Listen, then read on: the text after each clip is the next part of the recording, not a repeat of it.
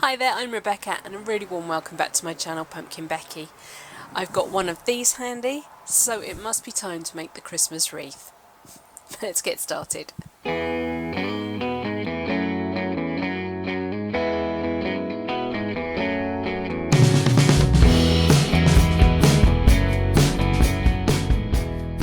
It's the 5th of December and we actually had snow on the ground yesterday.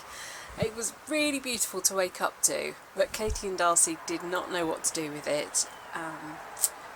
Katie ended up eating a lot of it, and Darcy just didn't know where to do her business and just kept running round and round and round and round and round. Bless them. So the weather has definitely taken a turn for the more festive, and the rest of the house is done. But as usual, I like to do a fresh wreath with foraged components, and I can't do that too early because it would just look awful by the actual day itself. So I've been off around the village lanes and I have gathered all sorts of things. I've got some yew, I've got some old man's beard, I've got red dogwood, and I've also got some tree ivy which I've gathered from my own garden here. So this is my 10-inch wreath making frame. I bought a pack of 5 or 10 of them, and I keep this one for my front door wreath.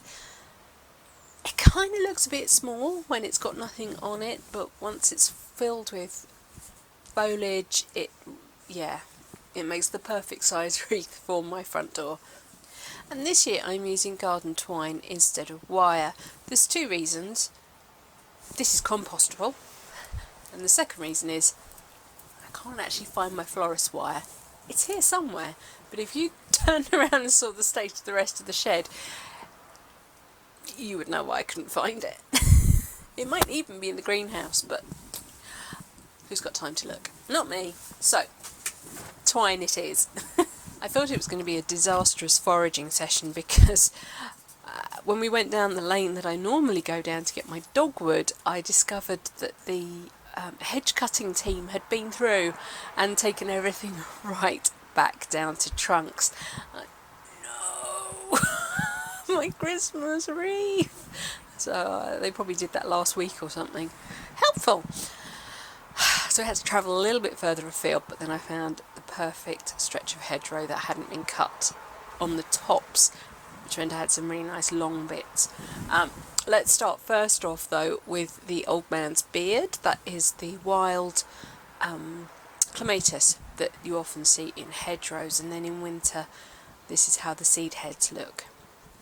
And as I say, from my own garden I have gathered some tree ivy with lovely big berries. I found a gorgeous yew tree, a huge yew tree, so I just took some from that. And then my major success were these stunningly red dogwood stems. Yeah, wow, gorgeous. They'd obviously got cut last year, shot up, and so this is the current year's growth. So a word about foraging. If you're going to do it, then do it responsibly. I was just staying on the roadside and cutting what would have been cut by the hedge trimmers anyway. I was also cutting very responsibly, so I wasn't clearing a whole bunch of stuff from one location. I moved up and down the hedge line, and we stopped in 3 or 4 locations before I'd gathered everything I wanted. When I was cutting, I was making sure to use nice sharp secateurs and to make my cut immediately above a set of buds like this, which are just starting to push next year's growth. So nice and cleanly just above. That way you're actually helping the particularly dogwood to bush out and actually make a more effective hedge line. And by using nice sharp secateurs, wipe them with IPA, isopropanol alcohol, would be great. It stops you transmitting diseases from your own garden or from one hedge to another. I was vaguely looking for berries as well while I was out foraging, but then I remembered the first year I did that, the berries actually all fell off by the time I'd got home. They're very delicate, so I guess my nod to berries is with the tree ivy. They're very robust and will last right through until 12th night normally on my front door. Maybe put some fake ones in if you really want berries. Otherwise, leave them for the birds and the wildlife. They won't last long enough on your wreath, and they will help feed those birds through the cold months. So my aim is to make bunches of the dogwood, and I don't mind if it's all different lengths. It looks very effective like that. But bear in mind that once you've got it tied onto your frame, you want to think about how far it's going to poke out, and indeed the other way, because you still want to be able to open and close your door. If it's on a wall, then have at it. Do whatever you like. So you don't need to go with huge bunches of things, just a few stems, but you're going to do lots of the bunches. I'm going to tie off this bunch about here, which is 12-13 inches from where the tie off's going to be to the tip, and I'm going to lose these pieces on the end here. Better to cut the pieces too long when you harvest them.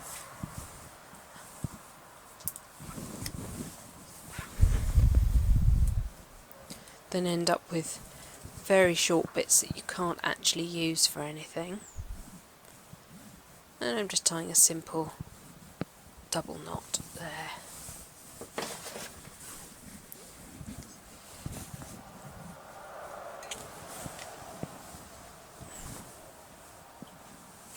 That's going to hold that nice and tight, and I can then go ahead and snip these off. Now, I'm not going to snip right close to this. I want to come down a little bit, and they'll get tied on much like that.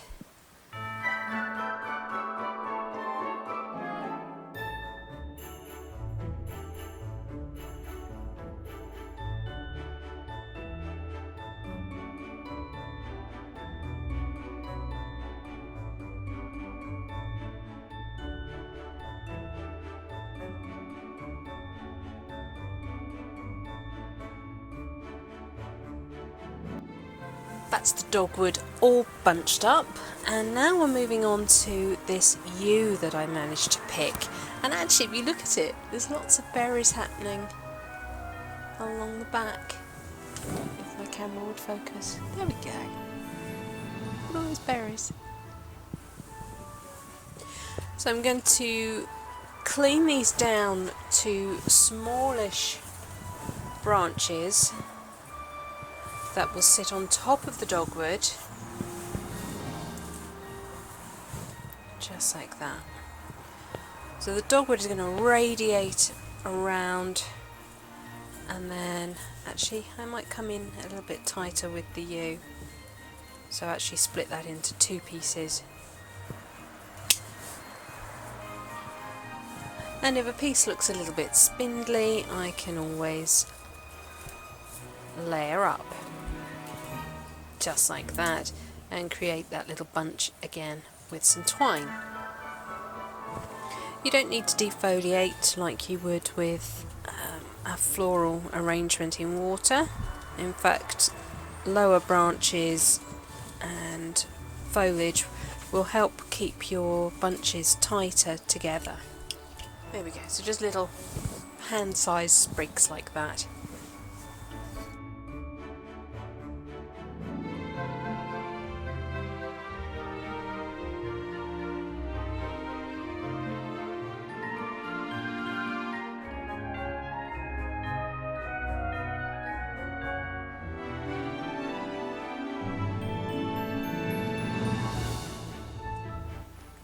Now I'm starting to layer up the tree ivy.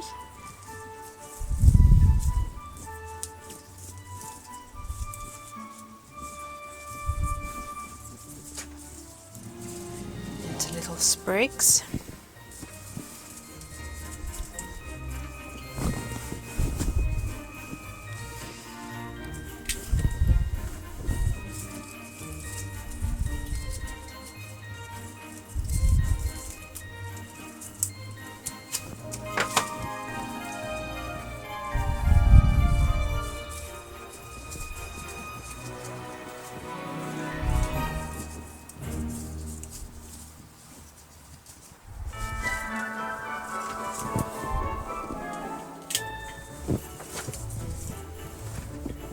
We're back to the wreath base, and we're going to start with the red dogwood.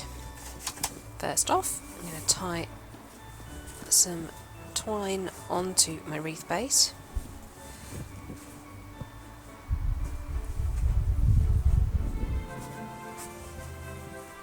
And I'm going to lay my dogwood so that the knot is quite close to the outer edge of the wreath base, but on the opposite side to where it's fanning out, if that makes sense. So I'm getting as much branching as possible. Otherwise I could do that, but it would be pretty unstable and very, very big.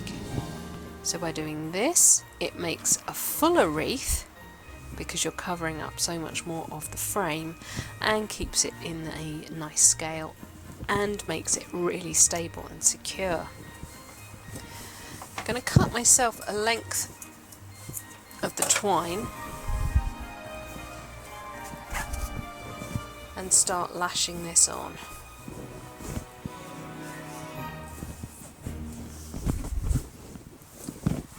I'm not going to go too mad with the first ones because, to be honest, yeah, it's going to build up bulk really quickly. And now I'm going to lay the next one on. And the next one is going to sit just slightly round.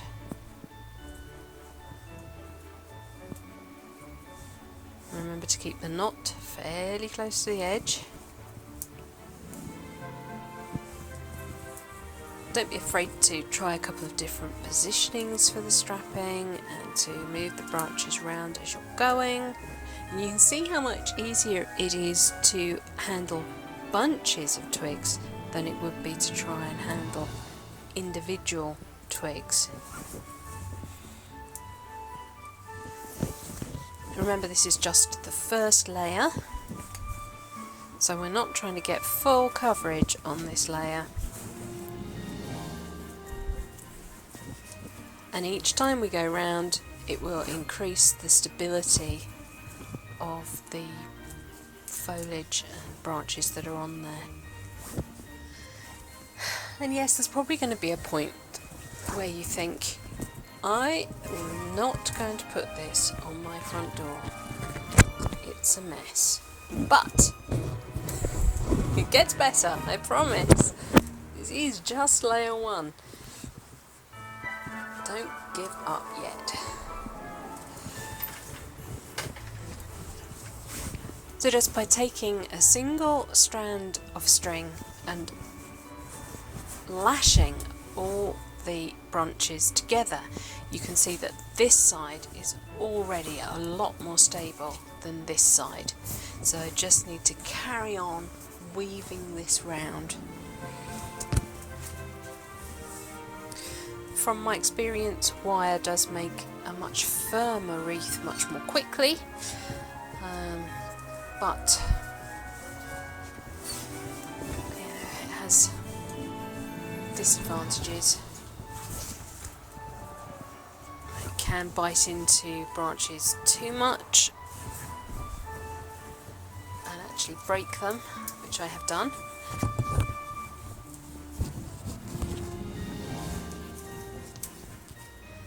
It's only 2:30 and I have already lost the light. Okay, I think I am going to have to carry on with that tomorrow. Right, day 2. Let's carry on.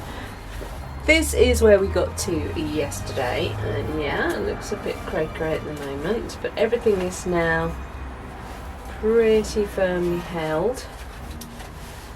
I have a bit of a gap here, but luckily, a bit of jiggery pokery, I do have another bunch of twigs, so they can slot into there.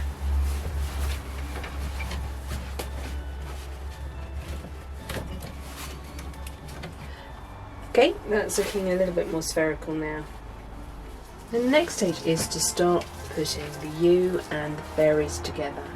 And what we want is to be able to lay them in the same direction as the twigs and have them full enough that once we've gone all the way round, we will be covering all the twine.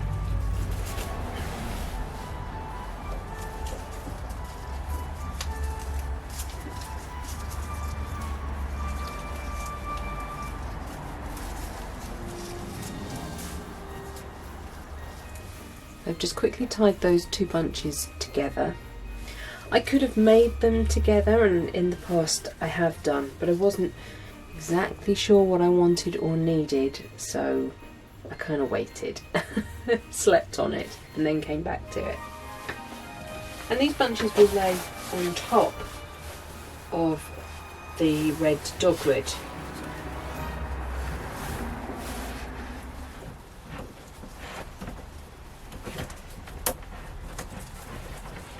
So I did 2 passes of the twine around the bunch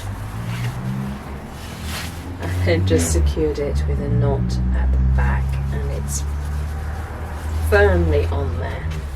And the more bunches we add on like this, sort of weaving in between the bunches of the dogwood, the less bunchy they will look. They will start to fan out and fill the space a bit more evenly. Here's our first bunch tied on. You can see the tying off point there. And the second bunch will lay immediately underneath it, hiding that tie off point and making a continuous run of the tree ivy berries. And this will start to look really lovely and full really quickly. Try to make it so that your bunches don't have too much spilling out into the centre here. You want to try and maintain that hollow centre so it actually looks like a wreath.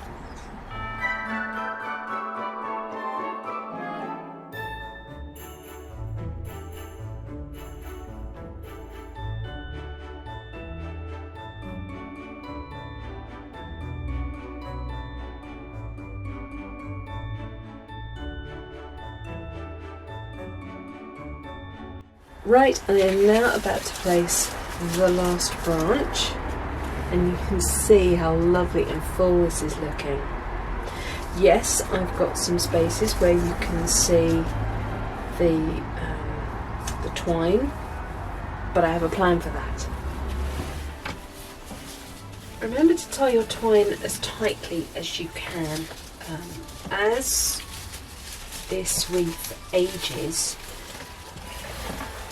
the moisture will start to leave your branches, your foliage,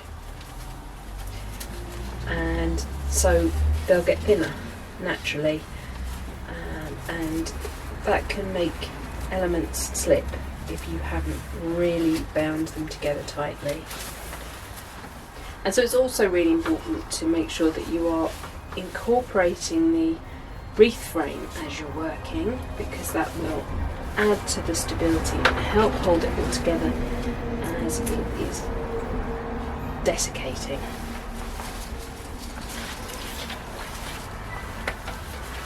Yeah, I've also got a 2.5 inch wired ribbon here, and I'm going to turn this into a bow.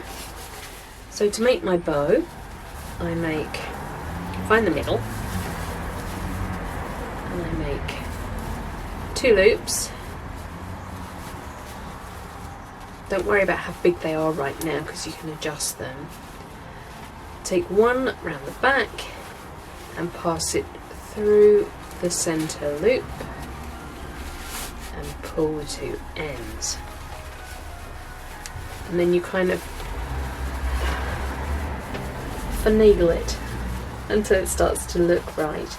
If you've got a single-sided ribbon, so the pattern isn't obvious on both sides, then sometimes you have to sort of turn bits inside out so that you get the pattern on all the faces, especially the knot, which always gets itself turned inside out.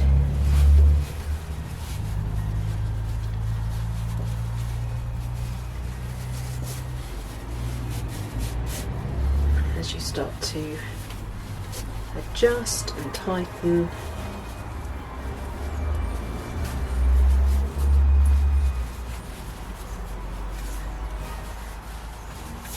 the bow will suddenly start to look better. And if you like to fatten up the middle, you can do an extra turn on the centre section.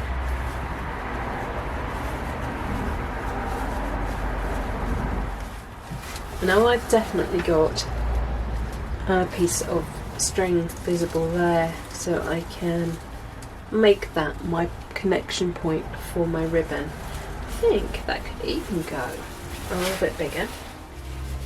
You could use a broader ribbon, you could do a double bow.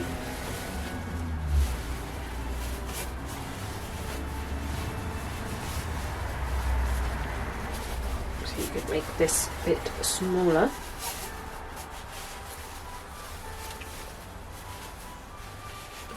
And then you could take the tails and make more loops.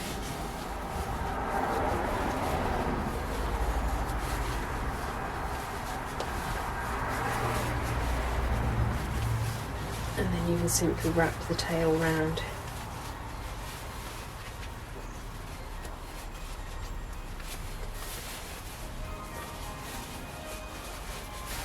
To secure.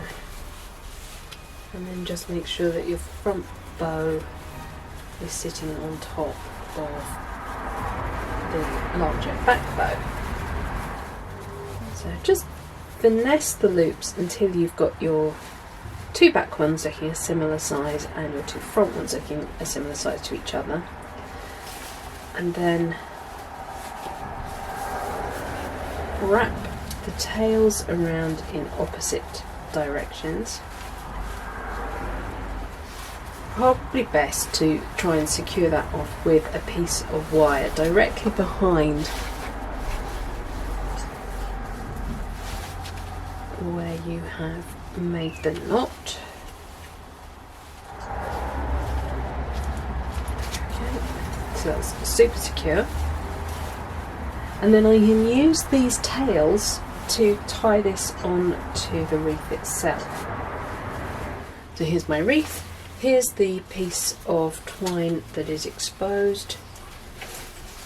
And I place my bow where I want it, on top of that piece, and then I can just find places to tuck the wire tails through, just tucking through the foliage at a similar height, similar position horizontally, so that the bow will sit at a nice level position. This is a heavy wreath, so I'm going to be using a door hanger for this. I am not going to try and make a loop out of the twine. Okay, I'm just winding this wire round a few things, including the frame, at the back, to super secure it. Right, we're on the last bit now. I've got my metal door hanger up, and I should just be able to hook the wreath straight on. Perfect. And then I can just go ahead and floof the ribbons how I want them.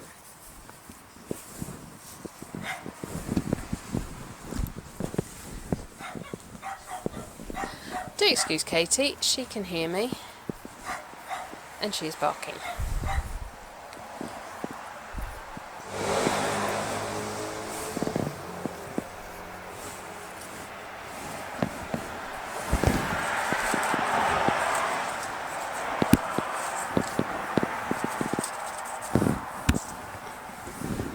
I'm just taking advantage of the fact that this is wired ribbon to sort of scrump all the ends up a little bit. I don't normally like to have the ends dead level, so that's just enough asymmetry for me. So there you go, there's my wreath for 2020. I think it was worth it. It was a 2-day project, including the gathering of the materials, but yeah, I'm really chuffed to bits with this one. Right, that's it for this week's video. Thank you so much for watching. Please remember to rate, share and subscribe to me here on YouTube. And until next time, bye.